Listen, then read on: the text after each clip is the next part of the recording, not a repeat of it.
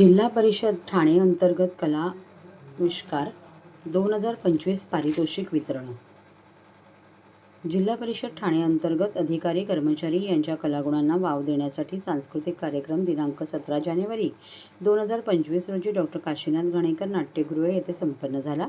या कार्यक्रमात उत्कृष्ट कला सादर करणाऱ्या अधिकारी कर्मचारी यांना BJ हायस्कूल येथे 12 फेब्रुवारी 2025 रोजी विविध कला प्रकारातील प्रथम, द्वितीय, तृतीय क्रमांक मिळवणाऱ्या अधिकारी व कर्मचारी यांना मुख्य कार्यकारी अधिकारी तथा प्रशासक रोहन घुगे यांच्या हस्ते सन्मान चिन्ह व प्रमाणपत्र देऊन गौरवण्यात आले.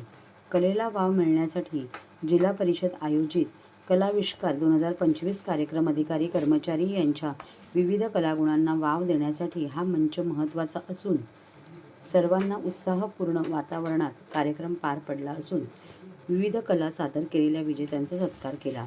प्रत्येकाने विविध कलागुणांना आत्मसात करावे असे आवाहन मुख्य कार्यकारी अधिकारी रोहन घुगे यांनी केले. कार्यक्रमासाठी सामान्य प्रशासन विभागाने पुढाकार घेऊन उत्तम कामगिरी केल्याबद्दल उपमुख्य कार्यकारी अधिकारी अविनाश फडतरे व सामान्य प्रशासन विभागातील अधिकारी कर्मचारी यांचे मुख्य कार्यकारी अधिकारी यांनी कौतुक केले.